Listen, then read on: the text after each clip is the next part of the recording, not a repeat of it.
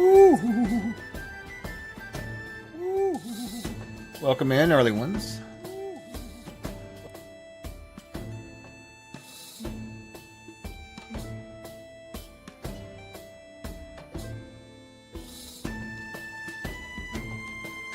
What's up, Paul Groff, and Chris? Good to see you guys.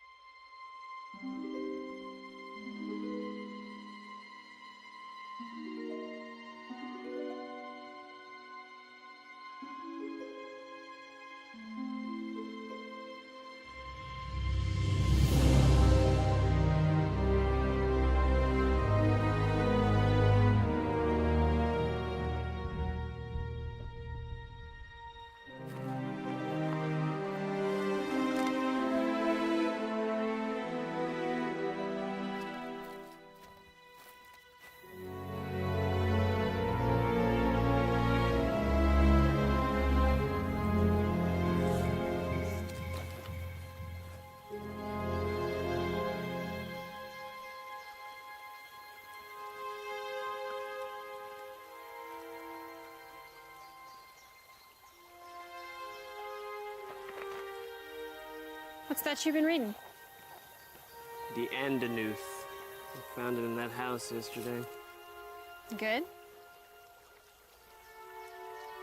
Like nothing I ever read.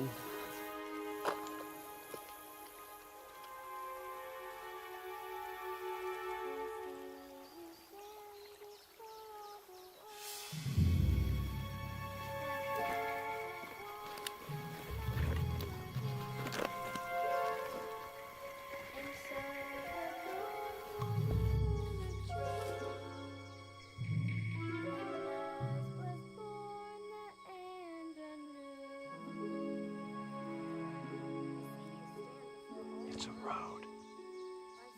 There's a girl on it. A girl? What's she doing? Just standing there, talking to herself. She's a guard. I don't think so. Just a kid wearing a dress. It's a trap. She's bait. Yeah. Yeah, you're probably right. Maybe. Maybe not.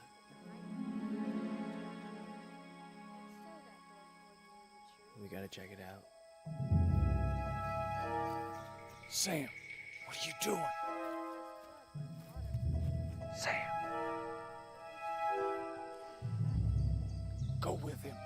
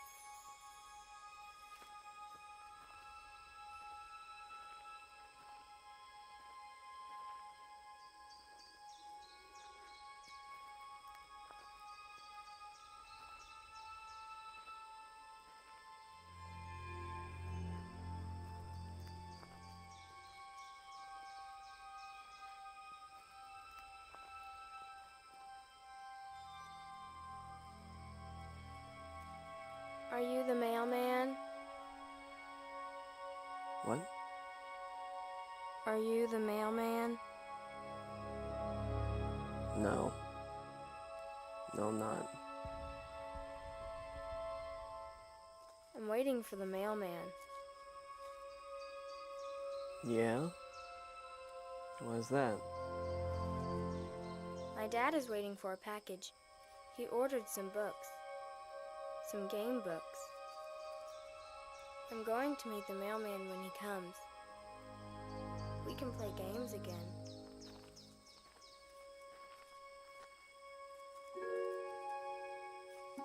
Where's your dad? He's over there.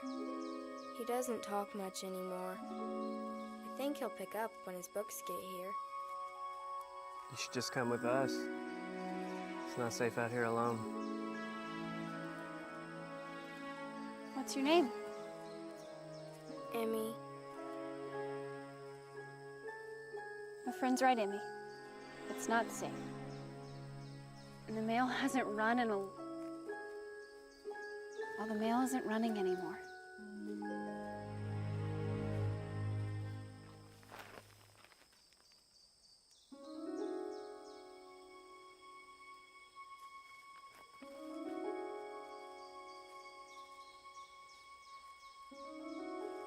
I shouldn't be talking to strangers.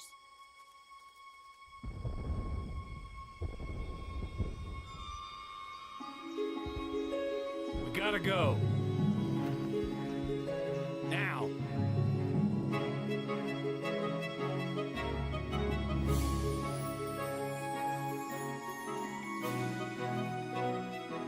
Where'd she go? Emmy! Jukes, we have to find her. Emmy! Let her go. She's gone. Now, she was never even there.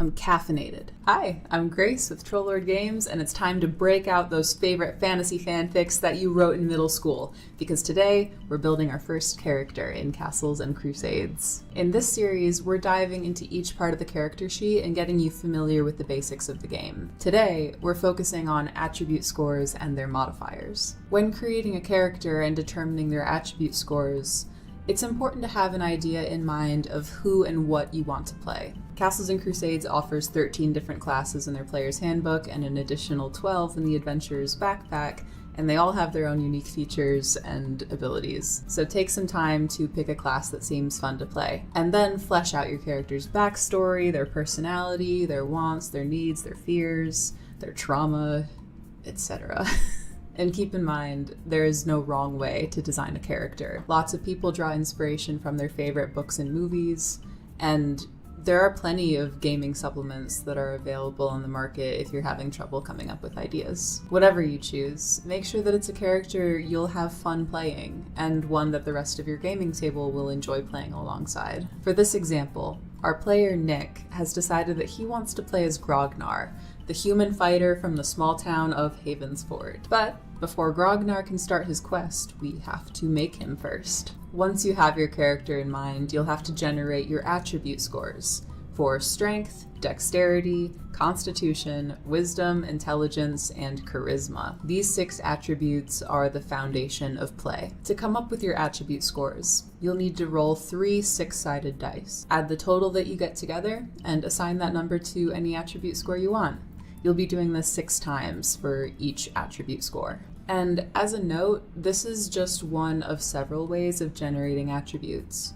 Your castle keeper might want you to use a different method, so be sure to consult with them before you create your character. You do not want to be on the castle keeper's bad side. After Nick finished rolling, he ends up with these totals and will assign them based on how he wants to portray and play Grognar. Since Grognar is a fighter, this means that he's required to select strength as one of his primary attributes. Every class has a set primary attribute that can't be changed. And since Grognar is a human, Nick gets to choose 2 additional primary attributes. To learn more about primary and secondary attributes and skill checks in general, go watch our previous video in this series. Since Nick wants Grognar to be durable and capable of weathering threats in and out of combat, he decides to choose Constitution as one of his primary attributes. He also wants Grognar to be a little bit more personable and comfortable in social situations, so he chooses Charisma as his final primary attribute.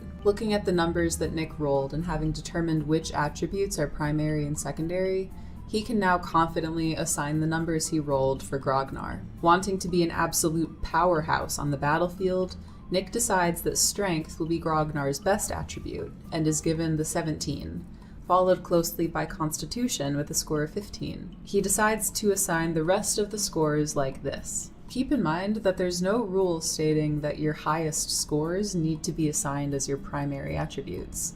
There might be advantages to shoring up a low score in one attribute by making it a primary. With our attributes set, we can now find the modifier for each attribute. Put simply, a modifier is a number determined by your attribute score that you add to rolls that you make in the game. These are found in this handy dandy chart on page 14 of the 9th printing of the Player's Handbook. With our scores set, and with our handy modifier table as a reference, we can determine what the modifiers are for each of Grognar's attributes.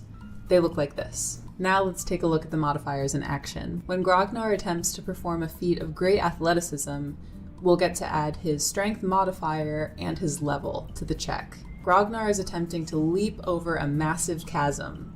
The Castle Keeper decides to call for a strength check from Grognar. Nick will roll a d20 and add both Grognar's strength modifier plus his level for a total bonus of +3. Nick rolls a 12 on the dice for a total of 15 and successfully leaps over the chasm, avoiding certain death. Let's look at another example. All of this physical activity has left Grognar hungry. He decides to go foraging and stumbles across a delicious-looking mushroom. The Castle Keeper decides to call for an intelligence check. What could go wrong? Again, following the same formula as before, Nick rolls a d20 and adds his intelligence modifier as well as his level. In this instance, Nick rolls a 5, subtracts 2 because his intelligence modifier is -2, and adds his level. This brings his total check to a 4. Unfortunately, Grognar was not blessed with an abundance of intelligence. Had he been, he might have realized that the mushroom he just ate was highly poisonous and perishes a few days later from complete renal failure. With so many dangers and opportunities out in the world for Grognar, spoken is ageless. The dungeon imagined without end. The curious are the ones most courageous. The tree that endures has to bend. From stillness the mad mage is stirring. From countless voices the castle takes shape. Zagig will test the enduring. Those unlucky will never escape.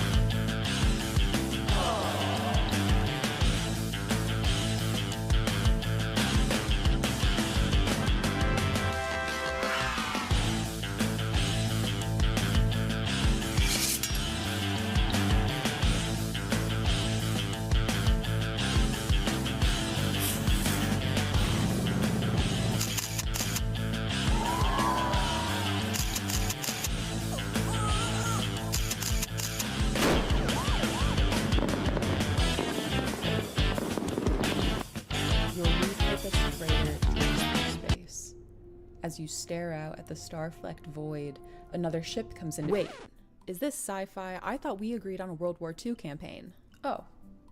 Did we? That's cool. I can pivot.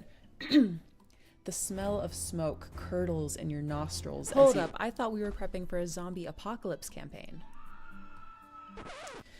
Alright, here's what we're doing. It's the year 3700. Humanity's elite fled to other planets long ago, taking with them all forms of advanced technology. Earth survivors scrape by with historic tools as weird phenomena plague abandoned nuclear sites. Witnesses report seeing glowing lights and the dead rising from their graves. And amidst the chaos, 3 strangers will meet in a dim bar. A veteran zombie slayer, a disgraced general out for revenge, and a space mercenary sent to investigate the power plants. Now describe your characters. How did you do that? I have the right tools for the job.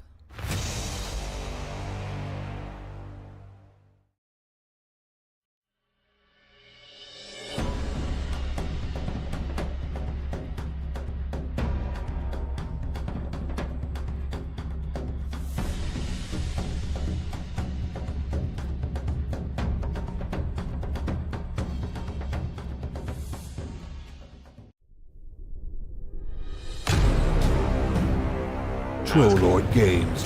Join the fray. And there we are. Yay!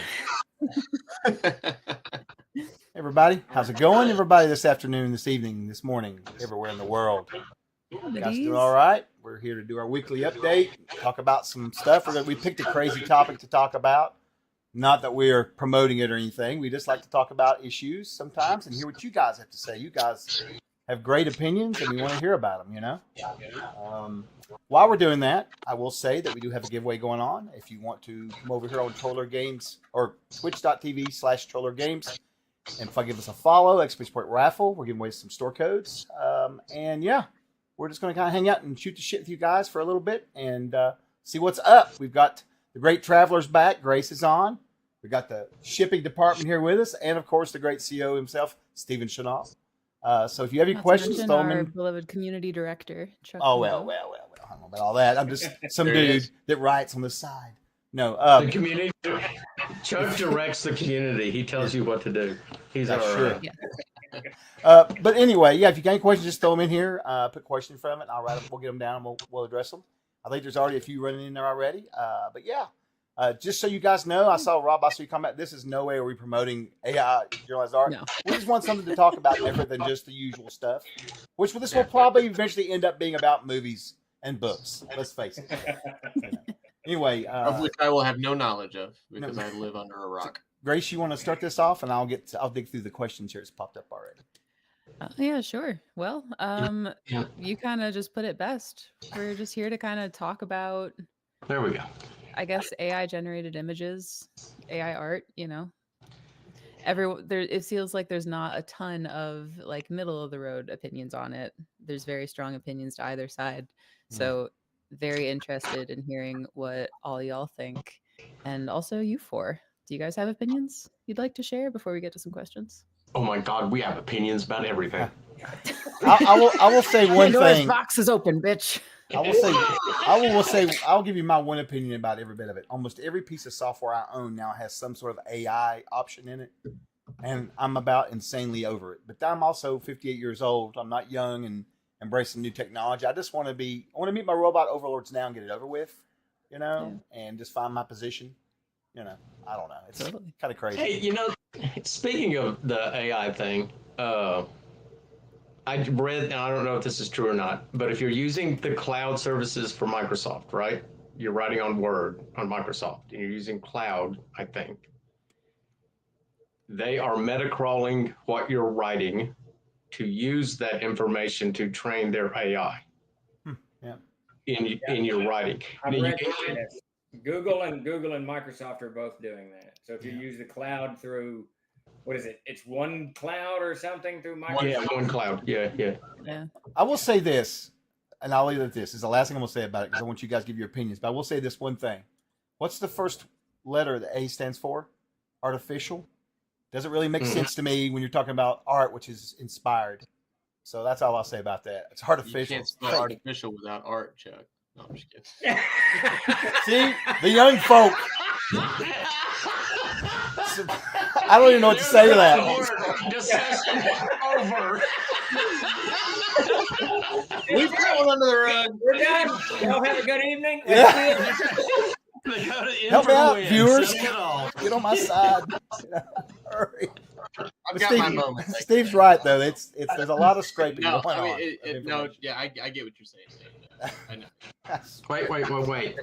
You can turn it off. Wait, someone mentioned. Yeah, you can.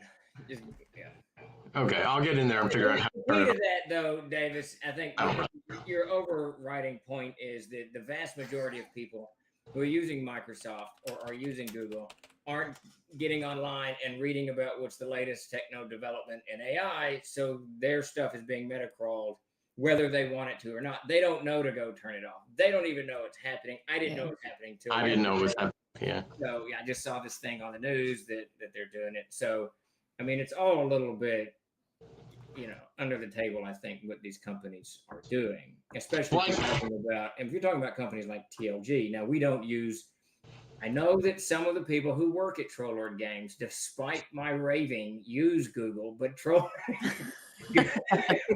No TLG product are allowed to be near Google or any of Google's stuff, or Google Zenny, whatever. And Yeah. Microsoft is getting close to that. I was actually looking at WordPerfect this morning and just buying the whole WordPerfect and moving away from Microsoft. Yeah, I was thinking when I read about it, because I did a lot of reading while I was over the thing. I was like, well, didn't know about that. Anyway, so I was thinking we need to find a way, because I was working on OneCloud, and we need to find a way to do it all in-house. And I thought we could just have that way. We've got the server. We just we need a backup server to get. It's there, Davis. You can use it now. And we a writing program that no one else can touch. We can create our own. It's called a typewriter. I don't and a scanner. A Sharpie. Yeah. What do you guys feel about the line between like private use and public or commercial use of AI generated images? Because I think that Jonathan Frost brought up what I think is an interesting point. Like he said, the only place where AI images are acceptable is if the artist you've hired cannot get the idea of your request with just words, use it as inspiration and description for a real artist. I think that's a very interesting point.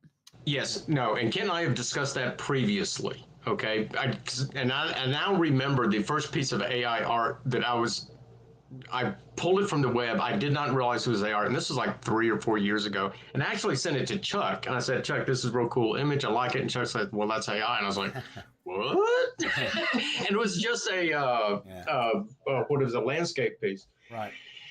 But anyway, that was my introduction into AI, our images. But I thought too, as well, that if, for example, I broached this idea with Kent, and I have not used it. I don't have the time, whatever.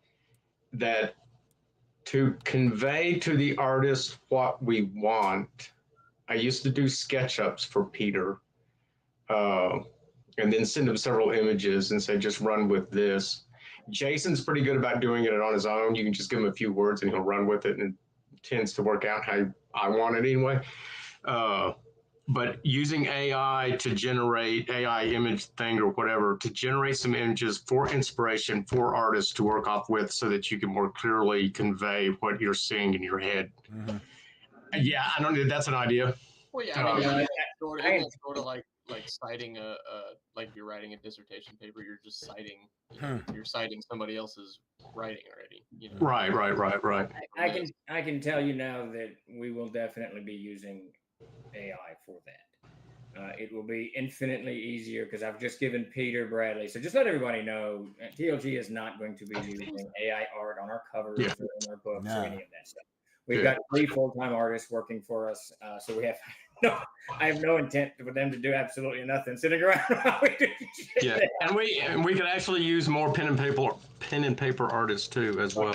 What we will do, and I've talked to Peter about this and Davis about this. I don't know how to use it yet, Davis. I'm going to get in there. I just gave Peter 21 pieces, and he keeps asking me, what is this? What is this? So I'm going to go into AI, have it generated, and when I'm satisfied, send it to Peter and say, Peter, this is what I need. Now go. And then he knows that the bridge is, 20 feet over the bank on the left side and 12 feet under the bank on the right side, or whatever. And I can pin that down, and it doesn't have to be 45 emails back and forth between us as we try to hack it out. And like Phantom J said, he's tried to commission art with other artists, and they've all rejected the idea of using AI images as reference for what you want. And I get that. This would be something internal for us, in our work. Yeah. Are there any artists out there like in the chat now? Yeah, that would be great to hear from some artists in the chat. Yeah, an artist who has to deal with that. Now, I haven't, like I said, I haven't done it yet. I'm not opposed to the idea. I do, however, use images I cull from the internet. Like, it's constant. It's usually the same thing, a Mayan temple. Just take this Mayan temple and run with it. And I'll show a picture of a Mayan temple or something like that. Yeah. Or this thing that I found, run with this and add this to that. Somebody actually mentioned that earlier. You can just use stock images for conceptual stuff or whatever. But stock art's out there. There's tons of it. Fat Goblin Games has 1 million pieces probably available. Yeah. So I've only talked to Davis about this in great detail, and I want to throw this question out to the chat room, to everybody out there that's watching it. And Chuck, Grace, and Dakota, obviously you can answer it too, but So you may or may not be aware, but Coca-Cola just released a commercial about 3 days ago.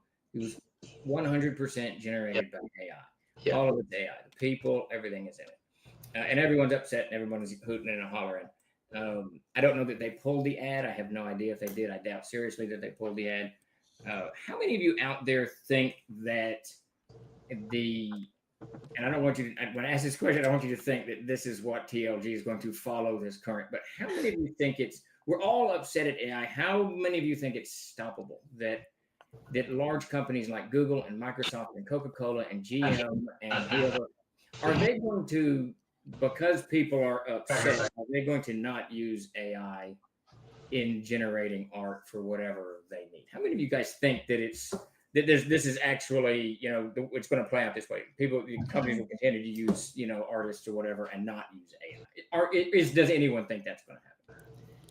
That, I think, is one of the most important questions about AI art, because I feel like the way that I've personally heard everyone answer this question, and there's no judgment attached to this at all. This is just something that I feel like I've observed, and I might be right about it, I might be wrong about it. It says a lot, I think, about people's mindset about the world at large and their own sense of responsibility. Personally, not a fan of AI generated stuff. Yeah. But when we talk about whether it's stoppable or not, or whether you can put the toothpaste back in the tube or whatever, it's kind of you can control what you can control still. You can talk about what a big company like Walmart or Coca-Cola is doing, but then applying that same logic that we're using with these big faceless corporations and applying them to our small businesses, as if we're helpless. And we're not. And so if there's something that we care about, AI is good, AI is bad, whatever, we have the power to implement that change and to change the environment around it in whatever little corner of the world we're in. And there's tremendous power and responsibility in that, no matter how big or small scale it is. Right. I agree 100%. That's good. No, that's well said. I mean, you can carry that over with what TLG does with all of our products are made in the United States of America. We don't outsource. It's huge. The fact that we care about that and have integrity in conducting our business that way. Right. Fucking that rules, and it makes the world that much better. I can say this with the AR. My oldest son, Pete, said something he got off the internet the other day. And he doesn't really have a problem with AR, but of course he's not running a publishing company or any of that. But his comment was AI art is soulless, whereas art created by people actually has. And I think that's very important when you look at art. There might be a small flaw, there might be this, there might be that in something that someone painted. And that carries with it, right? That gives it a certain level of authenticity, I think. And I've looked at a lot of AI art, mainly because I got sucked into that retro futurism mess, and I've been watching those videos over and over again. They're all AI generated crap, right? And a lot of them are off kilter. I mean, you can look at the tires of the cars driving. Tires, it's not turning correct. You know what I mean? It's doing whatever weird shit that it's doing. Now, wait, I got another very cool question. Now, and this is where I'm confused because I don't know really. I just say, Peter, I need an orc running through the woods, and he draws it. I don't know how he does it. I don't know how Zoe does it, or Jason, or Mel, anybody. But Sweet Pea here says, as a paper artist, I think digital artists are stealing jobs from me. It's so easy when you can just undo or delete this layer. Try doing that on paper. So that gets you to the. Yes, Davis has been teasing the entire TLG company today with this very thought about AI. Where do we start separating these lines, in this modern world between digital? Yeah, because see, so I understand. I don't have a problem with AI art, and I'm also. Anyone who knows me knows my favorite type of art. It's black and white pencil work, period at the end, pencil on paper, not gone through Photoshop, nothing like that. I love the straight up sketching, half finished, black and white. pencil work. I love it. I always have. I can't get away with it. I'm away from it. I was still even like trolling today. I was like, wow, that's a really cool piece. And it's just a black and white sketch. And I'm like, whatever, that's what I like. But I also can't say that AI art isn't art. This is one of those things where I can't draw like a distinction, like this is art and this isn't, because I remember as a youth, okay, so let's take, what's the paint? Graffiti. Okay, graffiti was like a public, like, defacement of stuff as I was growing up, right? It was graffiti. Now it's art, okay, or a way of expressing art. Now, when we grow up, if you remember Fion and all those people like growing up who were artists, like pencil and paper artists and everything, I have seen Photoshop come into use. And I remember the discussions when Photoshop was first being used to adjust pictures and colors and move stuff around. And people were like, well, that's you're not really doing art because you're using your computer to enhance your art, so it's not really There's art. a similar thing with like even when you like adjust people's voices. Yeah, so I was literally about Yeah. to say that. Like dubstep too. You put Adele and you put Britney Spears face to face. Who's the better singer, right? You take away the technology. It's Adele every day. But Is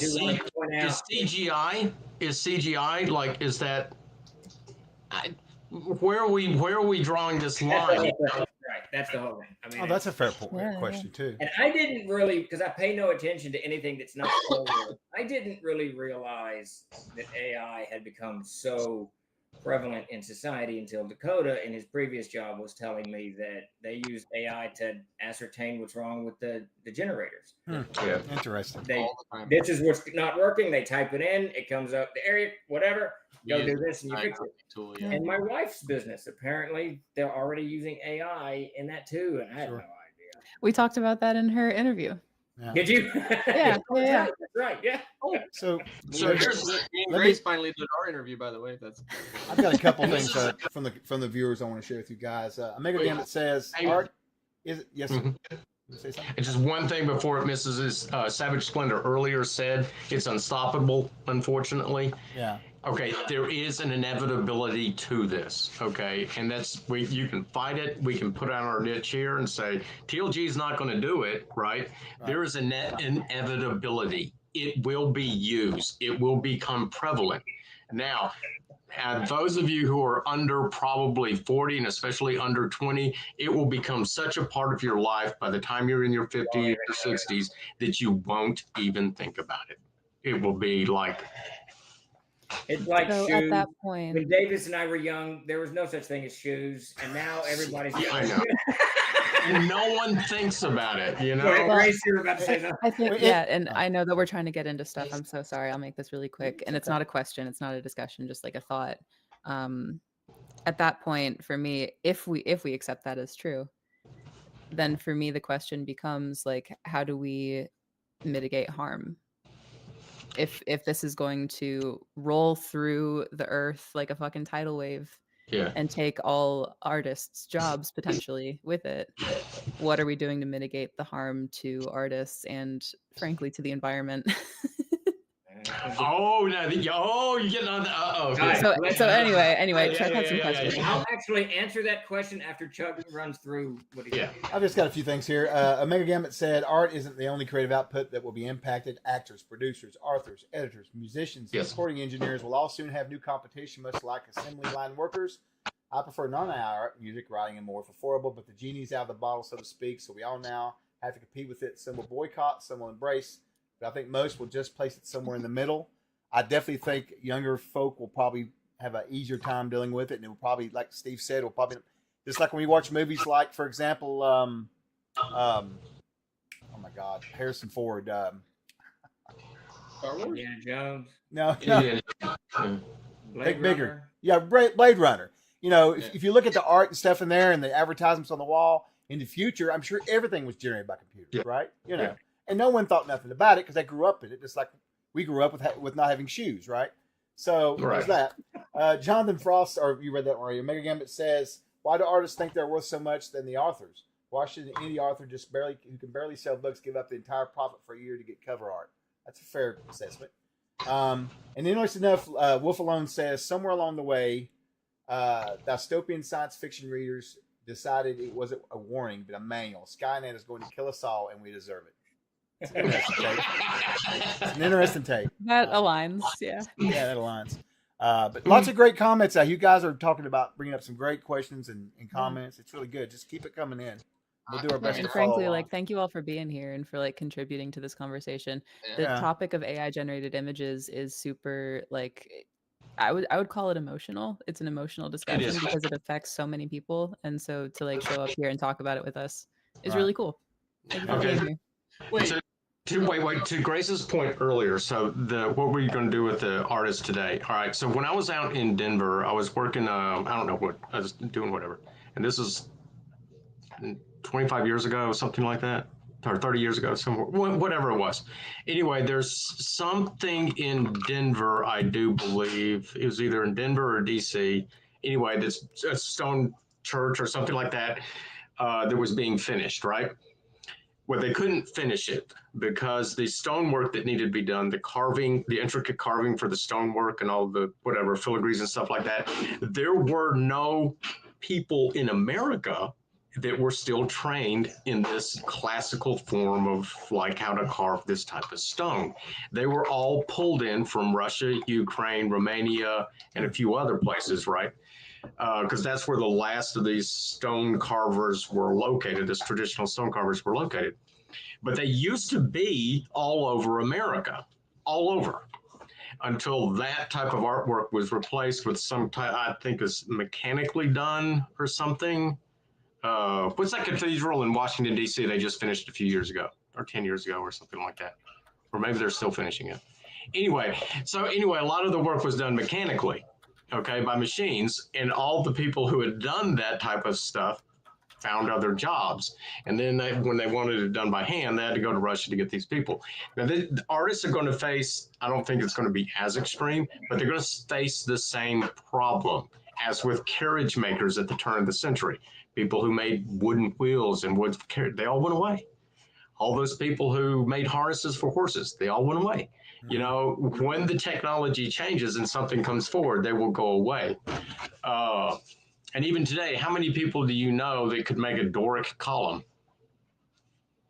I mean, during the Roman era, there were tens of thousands of people who could make Doric columns. I mean, they're all over the freaking place. And no one makes them But anymore. but no one makes them anymore. Right. So what are you going to have to do to find someone to make them? So these types of art are going to go away, and they're, it's going to come back and forth.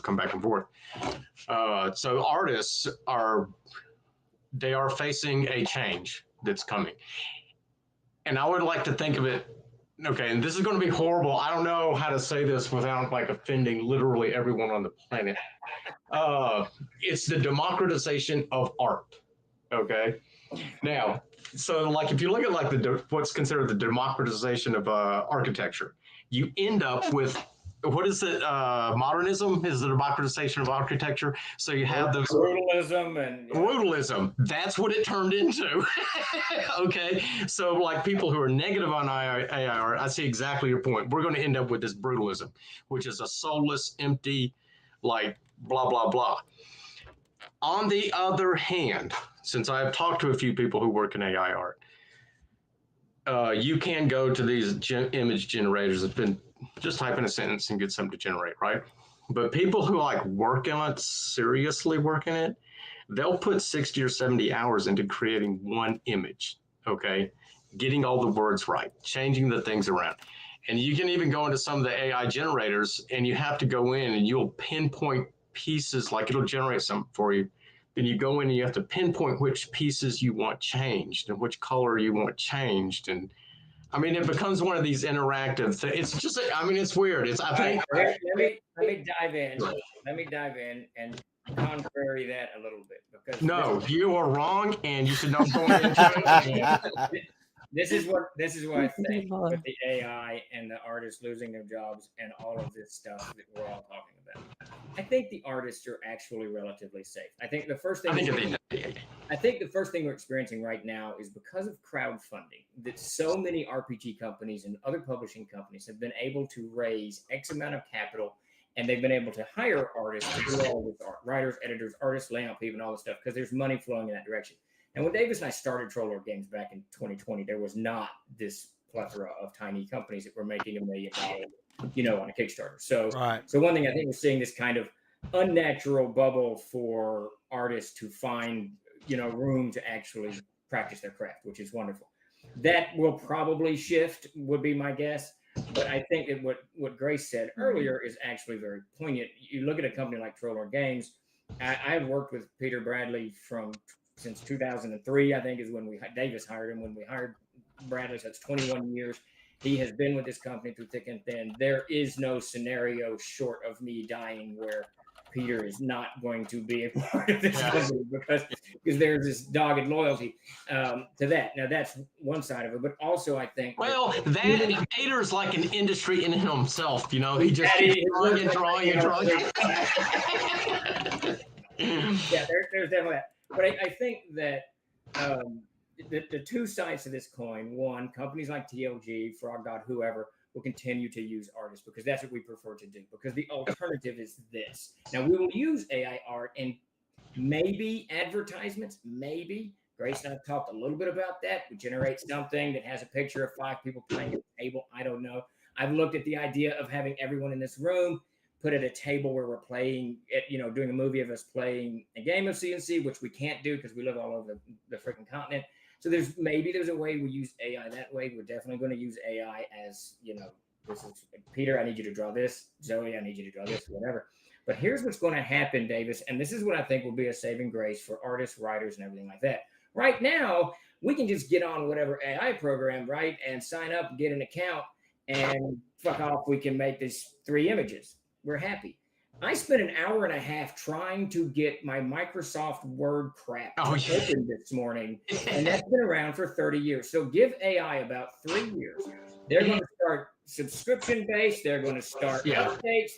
You're going to have a computer of this size. You're going to have to do this. And a lot of people like me, and probably, Grace is going to go down that road regardless. But even Chuck's getting tired of technology. He'll be like, I'm not doing this. Peter, I need a picture of 3 orcs across the bridge. I don't have to update Peter. I don't have to subscribe. I don't have to do any whatever. I just ask him to do it, and he draws a good picture. Yeah, no, and there is actually there's a significant. Is anyone out there doing AI art? I know you probably want to stay anonymous. So kill yourselves. Davis, let me interrupt you real quick. I want to throw this out, and I could probably speak to Davis, but I'm not judging anybody, whatever path you've got to take. If you're doing AI art, do AI art. If you're doing digital art, if you're doing pen and ink, whatever, Phantom's really getting the thing about this AI. It's not art. So image generation, we'll just say. I thought I was going to say something. Yeah, I want to share a couple things here from the viewers real quick. Alan Rowe, our buddy from GMS, says, here's a question. What about using AI to create an asset for a map, like a barrel with beer written on it in Dwarven Room? I've been picking on Jason. Another thing that was interesting was Brevin Dark Still said it's going to need someone to start a digital signature system that artists can apply to their work so that AI will need access to override it or it shows up. That's interesting, like a watermark. That's an interesting man, you just made yourself $1 million idea. You need to figure out how to do that. Man, get rich right now. Get some patents right now. Okay, wait. For Phantom NJ, let's all just say image generation rather than art. Just because he's going to have a heart attack. Well, it really is just images. It ain't art, and I agree with him 100% on that. It's artificial. Okay, and I also want to say there is a demonstrable difference between going to one of those programs currently and writing in like a sentence and having an image generated, and then seeing what a person who's working with one of those AI programs to create an image who spend 60 or 70 hours creating that image and is going in and editing that image constantly, specific parts of that image. There's a big, huge difference in what gets output. All right. And if you go, I know that when I was in Japan, or I stopped there for a bit, okay, it's nearly fully embraced in Japan. I mean, as far as I can tell. Okay. And it is, some of it is just, I was sending it to Ken. I was like, this is pretty astonishing what they're doing here. And it seems to have been embraced. I don't know that that's the case. I do recall that when I first got over there, I even texted Ken. I said, they think I'm going to be out of a job. That AI is like, you're going to be out of a job here soon, Davis. What are you going to do after AI takes over your job? And I was like, whoa. I mean, that's what they're thinking already, is that the writing, the art, all of it is going to be dipped over into AI. I gotta say, I've read some of this AI written stuff, and I've looked at AI pictures, and the writing that AI does isn't that. It's not clever. It's not unique. It has no, to toot Davis's horn. So when Davis writes an adventure, fuck all, you don't know what's happening next. It's just weird shit. And that's what makes it unique, right? And I can't envision AI being able to be that kind of creative. Maybe it can. Maybe. I don't think it will be.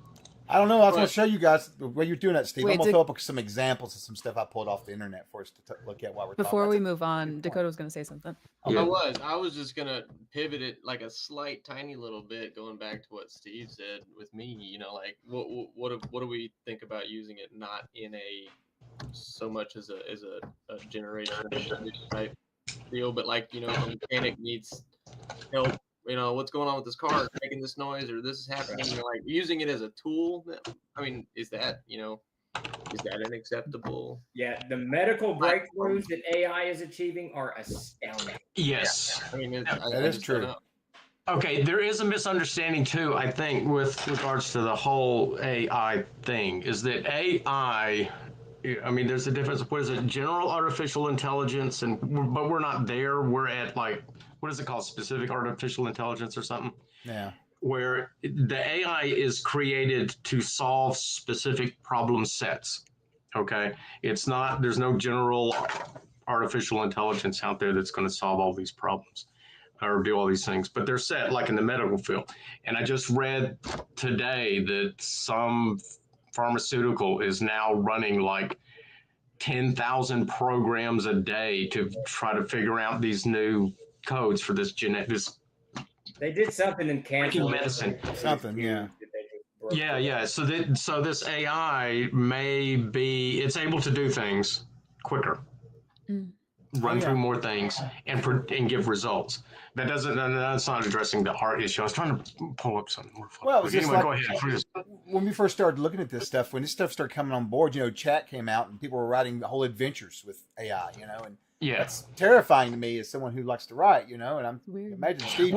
Steve trying to do Codex the Plains through AI. I mean, come on, man, Okay, and this is where we get down to one of those things where I have a hard time drawing the line. So where's the AI start and where does it end? Right. Okay, you go to Dungeon Master Creator, Dungeon Crawl Creator, whatever, and you go, I need a 5-room dungeon or a 10-floor whatever, big dungeon, and it just generates one for you, right? And you print it off and you run that dungeon. Did you create it or is it AI? All right, Grace. Fair. Oh my God, I just forgot what I was going to say. Uh-oh, sorry. Oh, no, I remember. Okay. Sort of a little bit maybe related. I don't know. I was reading the other day, I forget what the hell the context was, but I saw a video about mad cow disease. Ooh. Mm-hmm. As all AI does, my understanding of it, I'm hardly an expert. It scrapes the internet for information. Yes? Yeah. It's as far as I know about it, yeah. So as more and more of the content of the internet becomes AI generated, yes, it's going to be scraping content from itself. That's the dead internet, the dead internet theory. Yeah, I see it that's interesting. I think they've already accounted for that in some capacity, because that was, I remember that being a huge conversation about 6 to 8 months ago with the 6 fingers and the 7 fingers, where you hardly see AI generated images with 6 fingers now. They have the appropriate number. But you're right. That's what was happening. It was getting its own art and then kind of regurgitating it. Yeah. Right. Yeah, it's the dead internet theory, which is really cool. Just read up on the dead internet theory. It's really I've never heard interesting. Of it. It sounds crazy. I'll have to check it. Yeah, I get it though. I totally get. There has to be an end, right? Yeah. Maybe? Yeah. I don't know. The only like good thing that I'll say about AI is really a good thing to say about like humanity, just because I think it's like kind of sweet in a way. Like we came up with a type of technology that can think on its own, I guess, if we want to like call it that. And one of the first things that we wanted it to do for us was like see what kind of art it made. That's very human. That's true. Yeah. To come across, like if we came across like an alien, I wonder if it would be similar. Like, what is your art like? What are your books like? Yeah. Oh, fair. If That's you're interesting. left to just create, what Yeah. do you make? But really, that's a thing that I appreciate about people. And yeah. No, for sure. Yeah. The art is central to, I think, being a human, I guess. Well, didn't we put it on Voyager? Well, I guess Blondie wasn't on the album on Voyager, so it wasn't really art, but it was some using it. Right. David Northart has an interesting comment. He's one of the artists here in the chat. He says, I've been illustrating in the TTRPG space for about 10 years now and have been losing opportunities to AI over the course of this past year. While AI can help anyone create a visual ideal, there's still many mistakes. I've seen many of these projects come out where the characters are missing whole limbs. All the images often look the same. Nothing can actually replace real art because AI isn't truly intelligent.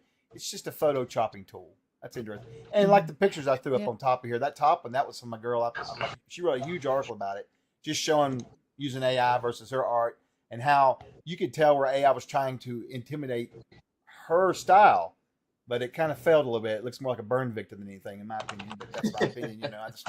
And you always see this wacky stuff out there with 3 arms and 18 fingers and all that. So clearly it's not. Now you're right. Okay, but this is what I want to sort of try to clarify earlier. Yeah. There is a distinct difference between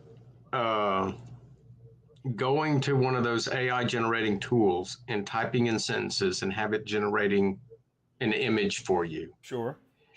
As opposed to devoting the 60 or 70 hours to one of those programs that give you hundreds of options. Once you type in your sentence, you get a list of options to your side. It's more in depth. It's going to reach Photoshop level of in depth. I'm not fooled with it at all, so I know nothing about it. At a certain point. So you won't see in some of those things, you're not going to see 6-fingered figures and stuff like that. That doesn't happen. Because the guy who's or the person who's going through this generation of art is going through looking at it very, very closely and then editing and fixing and editing and fixing and editing and fixing. Like I said, because you can go in to pinpoint little areas of that image and have the tool fix that image. So does that, in your opinion, Davis, does that make the art soulless? Like as a lot of people say, because you're pulling these pre-generated images and putting them together. So yeah, you're putting some work into it, but is it like you're not pouring your heart and soul into that piece? You're making them correct. It's like I go to Walmart and buy a jigsaw puzzle to look at the pretty pictures. At what point does your time equal soul? Right, exactly. Or if you put 60 or 70 hours of work into creating the image of a finger on 14 minutes, Davis. 14 minutes. Or 14 minutes, right? At what point does it and I know, because artists too can do this as well. Okay, we have gone through this from TLG and we say, okay, this is what we need from you, please, blah, blah, blah. And you're like, I'm not. We just made Davis shut down. What's that? We won! We won! I tried so hard not to. I tried really, really hard not to call people out. But I'm just going to say this: that we have had artists in the past who, you look at their portfolio, it's really fucking phenomenal, right? And the first few images they send over will be super phenomenal, and it will ask for this, and it's literally, you can tell they spent 3 minutes doing it, and you're like, We have definitely run. Yeah, we've run into that. Okay, so it's soulless. They're just like chunking it out. Well, I need to get this work done. I need to get this work done. It's just like at that point, it's soulless, and you can tell when an artist like puts their time and effort into something. Yeah. Oh, for sure. You know, so can I give an example to everybody that's watching? I'd like to give an example. As long as you don't name any names. I won't say a word. There's a perfect example. One of my favorite pieces of art. And I guarantee it took him many hours to do that. He put a lot of hard work into it. And it's affected me from childhood. You know? Oh, yeah. Yeah.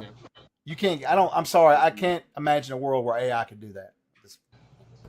I can't. Maybe, I guess. I don't know. I'm old, so, you know. Yeah.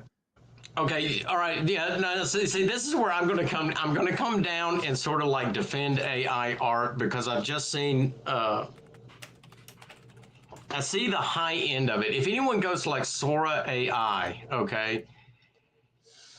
Now I know that Sora. I think Sora is going to be developed into something else, and it's got an animated generator.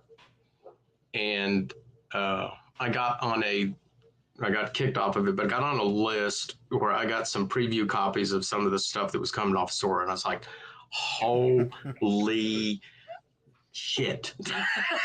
And that's when I was texting Kent last year, I think it was last year sometime. I was like, holy shit, this is going to change the landscape of animation. And by that I mean like Cartoon Network and stuff like that, because they can create these cartoons now, you know, that are so beautifully rendered that I'm like, you know, it's as good as anything you could see. So the question becomes like, in my mind is like, what point, where does how many hours you put in equal art, you know, or is it acceptable as art? Let's because people have mentioned in the chat. Let's back up a little bit, and I don't know the extent to which this is actually happening. But so you're saying that someone put 60 hours of work into art using an AI tool, right? Whatever. Yeah. Is that soul or is it not? But so the other question to that is that individual's art, or is that tool taking art from other people, synthesizing it, and allowing them at what level? And I don't know if AI is actually still doing that. I mean, that was the thing a year ago. It was scouring, like Grace said, it was scouring the internet. Does it still do that? Have they changed the tools so that it's okay? No. Okay, I don't think they changed shit personally. Okay, so here you go. Okay, so here you go with this. Okay, so someone mentioned previously, Chuck, Grace, whoever mentioned it, or maybe someone in the chat mentioned it, that you can ask AI to imitate specific artists' styles. Okay. Oh, I see. So if you go into, who's the guy who did the covers for Inzea and Air? Jason Wong. No. Inzea and Air, the current Dragon covers. The French guy. Finstark. I can't remember. Finstark.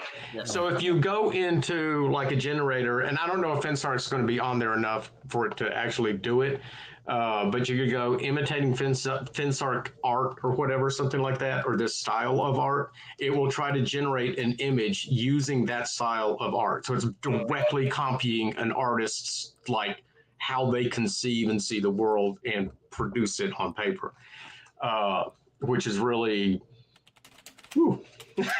Yeah, I mean, that's stepping on it. But then again, okay. But then again, for those of you out there who are artists, when you learned to draw, okay, when you were growing up and practicing your thing, did you use other artists for inspiration? I mean, did you look and try to copy other artists' styles? Like, yeah, I could see where that could be an argument point, but I could also see where, you know, they'll be like, hey, this is what we use to learn how to draw. We're not actually using this as our art that we're selling, because we're, you know, if they're an actual artist and they're making money off their art, and it's monetary. But when you're learning, it's like going to school and you're reading out of a history book and then you become a history professor. You're teaching your own style, but you did learn from somebody else, you know. You did, and it's also building blocks too, okay? These are building blocks that generate on up, and then I don't know. This is where I get. It's just all for me. It's all freaking sketchy, right? I mean, there's no clear answer for me. Can I ask a clarifying question? Yeah. Do you think that there's a certain point where if the AI generated art becomes a good enough quality, it makes it morally permissible? Yeah. That's I a would fair have to point. understand. No, I don't. It doesn't make it morally permissible. No. What do you? I mean, wait. What do you mean? What are you asking specifically? With morally permissible for what? I get To what end? that's a fair question, because I guess I asked that question with like the base assumption that like if you are training your AI bot to copy a certain artist's art yeah. style because you You're like right. it, you are then not going to hire and pay that artist. You're Yeah. going Yes. to use the AI. Would you agree that that causes harm? Yeah, like tomorrow we fire Peter Bradley and then just have an AI generator do his type of work and say, hey, we're gonna use this instead of you, Peter. Right. Okay, I find that would be morally reprehensible. However, at the end of the day, I'm not knowing human history, the inevitability of that morality being discarded is sitting right there on our shoulders. Okay. No, definitely. So Well, I think- Coca-Cola already discarded it, right? Yeah, I think that however you feel about that, the image generation, Not AI generated. right, is that in the future, especially those of you, Grace's age, and this is something you're going to be wrestling with the rest of your life. Okay. And there is, in my mind, an inevitability to it. There's nothing you can do about it at this point. The genie, like someone said, the genie's out of the bottle, Pandora's free, whatever, it's out. And there's not much that can be done about it now, with the exception, as Grace mentioned earlier, is that people, and the TLG will be one of them, we're going to use art from artists that's physically drawn, hand drawn. That's it. That's period, not the end. I know I toyed with Kent, what was it, a month ago or something? I was like, we could do a total AI generated thing online, set it up for free. That way they're like, no one's getting paid for anything. But I had this really funny idea, dystopian future. But to drive that dystopian like tone was to create this dystopian type environment that you have to play in that's for free, But anyway, it's like, Would be heroes asks. The real question is, at what point it's starting to sound like will TLG start using AI art? I can tell you, we are. We're going to switch that. We aren't. That's no. I think there's a misunderstanding in that question, and it's showing up. We will not be using AI art. We're just correct. So let me tell you a couple of things. One, I do have to qualify as long as me and Davis are in control. Now, if some weird hedge fund comes in, sees, I can't say what he's going to do. If they give us $50 million, we don't know. Yeah, well, I'm not selling it. It'd have to be done more than that. I put way too much work into this. Fair. You get your whole life. So we're not switching. There's no. No. Right. But let me tell you where this is coming from specifically. Davis was on vacation overseas. I'm not sure what happened. He fell into an ant hole and he got chewed up by ants. He got 500 something bites. He ended up in the hospital for 7 days. And he started texting me because he was reading stuff about AI. Is that what you meant when you said that you caught a bug? Yeah. Yes. He literally I'm so mad. Well, he wasn't lying. I mean, yeah. Davis is very enmeshed in this conversation right now. Bro. Chuck, there was a really good question by, I don't want to mess the name up, but it's AWROE 1970. Yeah, Alan. Yeah, Alan. Yeah, did you see that? That's a pretty good question. Let's see. I got the one about the beer one earlier. So what happens if an AI image based on something TLG is paid for turns up in another book? And that's a very good point because the whole copyright That'll thing. probably happen. Yeah, because you can't. Well, if someone takes some of our art and makes an AI version of it and then use it in their own product, there's no copyright. Well, there's nothing we can do about it. Are there any AI artists out there? I mean, literally, on our chat. Yeah, I don't think there's anything we can Is do. that a about that. Mythbusters reference? I've been watching hella Mythbusters lately. Dude, I've been watching Mythbusters So forever. good. Somebody Yeah. just said he said the Adam Savage line. I reject your reality and substitute my own. Reject your reality. But this is what I love so much about this conversation, and it's something that you said earlier, Davis, about how like just like the inevitability of it. Yeah. I think I can agree that that's probably true. But I think that it raises such an interesting like point that I personally think is true. I don't know everything. I don't know much. Yeah. No, the But dead could rise tomorrow. the thing that it like illuminates for me personally is like when it comes to the corporate world of Earth, morality will take a backseat to profit every time. Every time. And that's what makes it like inevitable. However, the balm to that, the solution to that is community building and the valuing of the arts on like an interpersonal and small business level. And the Yeah. more of that there is, Well, the better the that- world is. And it that's never the truth of dies. it. That's the truth of it, because small companies, and they still comprise 60% of the American, business world. Small companies will go down that road because small companies can't afford a bevy of lawyers. We can't afford gigantic machines to generate AI. We can't. There's all kinds of things we can't do to participate in it. Not that we would want to begin with. Yeah, but it's not And even. these giant companies operate under a completely different, SOP than we do. They have fiduciary responsibility to their shareholders that they have to generate X amount of profit to pay for your parents' retirement funds, right? So there's a whole side to corporate America that we all just quietly move to the side. But what Grace is saying, the true point is all those mom and pops, don't go to Walmart, don't go to Target, don't go to the Wizards of the Coast, go to the smaller companies that are, barreling forward. Doing the thing like hiring artists, TLG. Yeah, at the end of the day, it's a choice you, the consumer, get to make. Okay. So, for example, if we used AI art and you're like, well, that's disgusting, I'm never going to buy a TLG product again, boom, you win. Okay. Now, I just want to reiterate one point that since it's don't use Google. No, I'm sorry. We are not using AI art. We're not. There's not. Okay, we're just not doing that. Okay, neither can I or anyone in the company. I think most of the have any companies desire to. No, hell no. Yeah. Now my. Like I'm reticent, and now this is where I disagree with most people in the company. I'm reticent to like disparage the use of that type of image generation, especially at the at one end of it, because I've seen that. I mean, these people put a lot of time into it. Some of it's really freaking.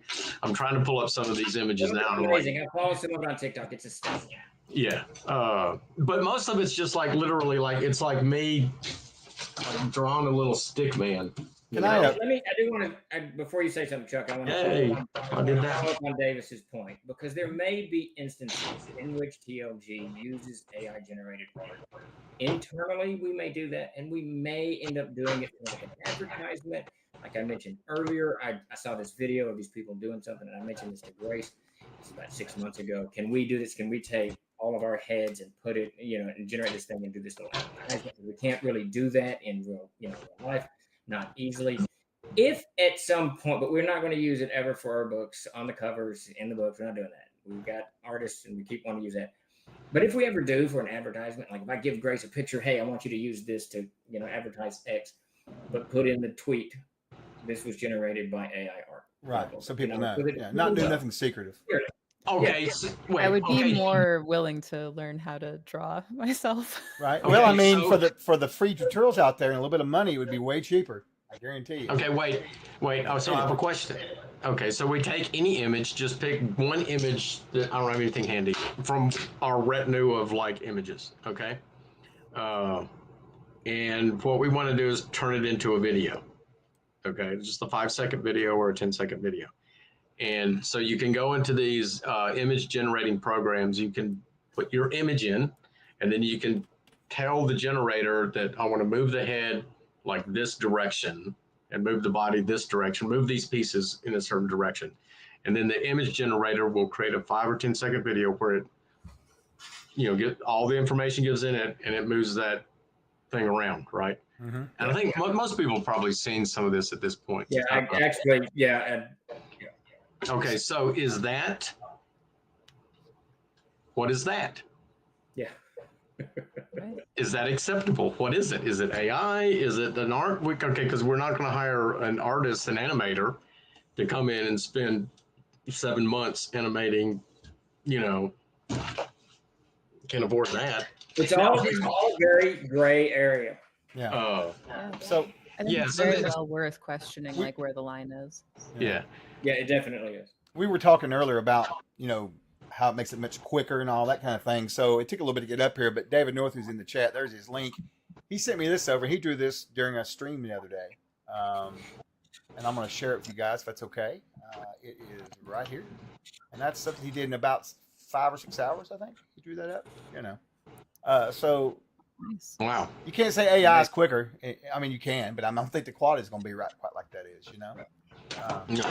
It's beautiful, and I know that Jason takes a lot of time doing things, but he sent this over today. This is a sketch for our next essentials book for the World Builders Archive. There's a preview after sketch of it. You got your artists mixed up, Chuck. Jason is actually astoundingly fast. That's really cool. Oh, I have no idea how fast he takes him. I know he's fast, but I have no idea about very fast. Yes. Yeah. But look at that. That's beautiful. Peter and Joey take a little bit more time. Jason is very quick. Yeah. Oh, 6 hours while talking to chat. Okay, I got you. That normally it would take half that. Oh, interesting. I guess if you're dialed in on your art, and what you're doing, it's like anything, right? You're working on a computer, you're working on a car.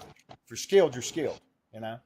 And I'm not sure. In my opinion of AI is there's no skills there. It's just programming, and it's like, again, borrowed off other things and blah blah blah. I know all that, but in the general term, yeah, Davis, there's no skill. Not talking about. I saw your head stick up, but like me using, if I was to use AR, there's no skill involved on my part because I'm not an artist. I'm just typing words on a computer. I learned that in 3rd grade. Right. No, totally. But yes. I see where you're coming from, Davis. Yeah, no, because I went into one of the generators and tried to generate a piece of art that I wanted, and it would never work. It was. I sent a few to Kent. I think, and the reason too late, we solved it. It's just like, I can never do this. Whatever. But there are anyway. What I'm just saying, there's like, great. Yeah, you're all going to have to deal with this at some point. When I was growing up, there was a huge panic, at least in my town. And I don't know if this was local to me or if this was widespread. I think I was like 12, maybe older. People thought that books were going away. Yes. With the advent of e-readers. You guys probably had shoes, Yeah, we had shoes. Can you believe it? No, but she's exactly right though. That goes on. What is it, like maybe every 20 years, something like that kind of happens, I guess. There was what I remember as a huge movement of people pushing to like appreciate bookstores, and in particular small bookstores. Sure. Even like there was sympathy that I had never seen before for big corporations like Barnes and Noble. Where people were like, let's rally for our local like big company. Barnes and Noble. Let's for a big corporate, like, yeah. That's interesting. Bookstores are romanticized and like they're thriving, for what I can tell. Right. Oh, definitely so. Definitely so. I want to. We got to wrap up, but I want to kind of take Grace's point a step further. So I remember that happening in TLG's history. That happened about 2008 or something, somewhere around in there. Everyone in the industry was talking about, we're all going to e-readers. No one's printing any books. And I'm a bibliophile. I know a bunch of bibliophiles. I got lots of books. And I was like, nah, people are still going to read books. I didn't think they would actually use PDFs. I was mistaken on that. But so I think that what we are experiencing now is that very thing. I don't really think that there was a real threat to the book publishing industry. I don't think that at any point could you see in those periods that book sales were declining markedly. Now, I think that when communities stepped up and said, let's help these bookstores, that's fantastic. But I think that the book industry would have weathered it. We certainly did. No one stood up to say, go support Troll Lord. But we certainly weathered it. And I suspect that AI is going to it's going to blend into society. It's going to blend into art. Artists will start to use it to some degree to enhance whatever they're doing, like they do digital or whatever. I think it's going to just become a part of what we do. And like Grace said earlier, it's going to be incumbent on companies like ours and Frog God and other people and individuals to uphold that kind of, I want to work with a human as opposed to a subscription service. I mean, Well, it's just like how many typesetters do you know? There are none. Well, there are no typesetters left on the planet. I don't know, David. When Peter and I are laying books down, I don't know what we call it, but oh my God. But the typesetters have all become the people who work in the layout industry. Okay, they work in InDesign, Photoshop, and stuff like that. That's where your typesetters are. It's not like that whole thing disappears. It's not like artists are going to go away. Okay, I think there's much misplaced concern about that. I think that the artists are still. Jesus Christ, artists have been with humans for 70,000 years. You're not going anywhere. So, long haul. I guarantee you that in that cave in Spain, when that guy was drawing the buffalo and stuff, there was someone behind him said, "Go hunt! Quit drawing those pictures." Oh yeah, no. What the hell are you doing? We gotta eat. The first guy who came up with a color to add to the black and white charcoal image, he's like, I'm gonna put color here, and they're like, what are you doing? You're ruining. That was probably a woman. There's no man that thinks in colors.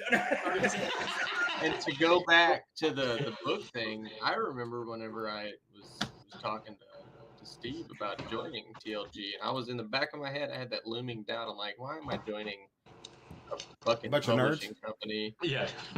Books are gone by the time I'm 40, 50. I'm joining a dying deal right now.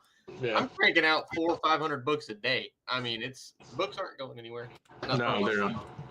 I just think at the end of the day, we're at a little bit of a crossroads.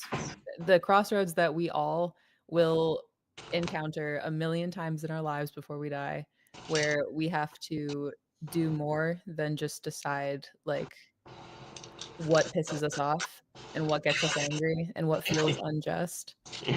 And we have to take the step beyond that and decide what we care about and what's valuable to us. And we have to choose warmth and not coldness. And so if that is AI, you're all for it. If that's traditional, non-AI, human-made art. Yeah. Advocate for that position, but I don't know. It has to you have to choose to care about something instead of just be mad, So that's okay. That's true. Okay, yeah, no, that's a very, very, very good point. Very important is you can choose to be mad about AI art if you want to and just stay angry, or you can just say, no, well, I'm not just. And you can be mad about the people against AI art saying they're babies and they're just they need to get with the times. No, you just pick your. So I got a couple questions real quick, and then we got to wrap this up. But one thing I want to say, Grace, you and Dakota, you guys are newer employees, so you don't know this, but when I was hired on, I actually had to chant 3 times out loud, "Death to trees," over and over before they would hire me. Death to trees! Death to trees! Death to trees! And that's how we used to do it in the old days. But, a question from Revel Jacks. Will Trollord Games ever sell stock art based on their works? That's an interesting question. Stock art? Yeah, if someone wants to buy art from us to use that we own. We have So Grace has been very diligently uploading tons of our art on Pinterest. You can just go use it. This is on Pinterest. Just grab it. We don't care. Not in publications. Not as diligently as I would have wished. No, Kent, what they're asking. Hey, more diligent than the rest of us have. So. I think Kent. I think what's being asked is, can they use it in publications? No, they cannot. No. And that's the question was, can the stock art be used? Is it going to be stock art that can be used in publications? I see what you're saying. Yeah, right. Yeah. Fair enough. Fair enough.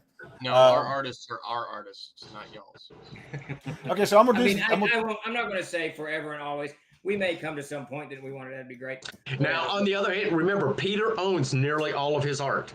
Peter Bradley owns his art except 2 pieces. Yes, we specifically gave Peter ownership to all of his artwork forever, so he can do whatever he wants with it. We don't care. That's on him, not us. That's right. Wait, So check contact out- Peter. Call Peter up. He's not busy. No, and here his information. Feel free to. Do not put Peter Bradley's information on the internet. He does not want his information out there. Yes. No. Not a big deal. I've got his house and phone number. You know, it's not, I don't know how to get a hold of him. Ironically, I have Skype. That's what I have. all three of the staff TLG artists Do not. Nope. It's very They're all in their own little art world doing their thing. Yeah. Having it out. They All want right. to be left alone. So let's do these giveaways. We'll get out of here, guys. I want to thank everybody for coming out. It was a wonderful discussion. That's all this was just we just wanted to have a good long discussion with our viewers and our community about things other than movies or books and songs, which we typically do, right?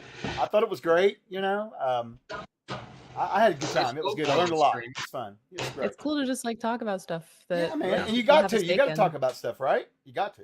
Yeah. So you know. All right, so here's the important thing about this thing. This is like a parang, okay? It's a machete I picked up over there. All right. This machete is freaking heavy, and it has this... It's just a club. It's not- just a a club. machete, man. But it's- Yes, it's a It is club. so heavy. It's heavy, right? And it's heavy all in the right spots. All right, so I don't if think you I can can. if you can find something like this for chopping rather than the normal machetes you get from like Friskers and whatever, you know, that long narrow one, don't get one like this. The heaviness of the blade and all the weight being in the right spot makes it perfect for chopping, as well as, because of the long straight blade and the way the weight's distributed, for pull cuts. It's a Davis, my pizza is getting cold. It has already arrived. Yes. It's- So, I don't think All I'd right. call that a machete. so we're going to do the giveaways. Exclamation point Fine. raffle. If you want to get in real fast or hit stop. I got There's actually a word for it. two questions for Davis real fast while I end this up. Davis, is that weapon in the Arms and Armory? Yes, it is. All right. And secondly, when did you become a priest on your trip? I've been wanting to ask it the whole stream. What's going on here? What's up with your? I was Yeah. like, what is he? Having doors open as 40. Having doors open is 40 degrees outside. Oh, It's cold. okay. Now we know the answer. Everybody's been asking me, been messaging me. I get emails. Is he a priest now? You know something. You Am I a priest? I don't like cold pizza. Well, guess what? We're gonna give our giveaways and we'll get out of here. All right, so we're gonna do it right now. Oh, worst Roman collar ever. All right, this will be for a $15 code off the store. A link will pop up to our Discord. If you're not a member of our Discord, please come over there and you'll just message Obsidian Risk. He'll be looking for you. You can just ask in the chat. We'll get you the code to you. First winner is going to be, let's see, Roval Jax. I think you've won before, Roval. All right. We'll do one more $15 Congratulations. here. Congratulations. And that will be Vesuvius, another Vesuvius. community member. Great. Well, of course, we got a bunch of people here tonight. It's hot times tonight. We got about we're close to 260 We should talk about people. controversial things more often. I think, We should. People roll on in. On Twitch, it's showing 63 people. That's pretty cool. That's pretty good. All right, It's across all so of our platforms. last winner, $25 for the big one. More CNC loot. That's right. And it goes to Deviant 2. Congrats. Awesome. Hey. That is amazing. Glad to Well, see I everybody win. can think of tons of controversial issues, and I can start being really, really dogmatic. Well, while you think on that, I'm gonna set us up a raid. We're gonna run into our buddy Rob. He was just on here, Family NJ. He does a lot of CNC and talks about role playing games. We'll go over and raid into him. Here's my current thing: every agricultural revolution is inevitably followed by Everybody, you all have a social great evening. collapse and population We collapse. appreciate See you. you later. Goodbye. All right, we're gonna get out of here. Have a great weekend. Trolls Eye. Ow! Trolls We'll see you Monday. All right, see you guys.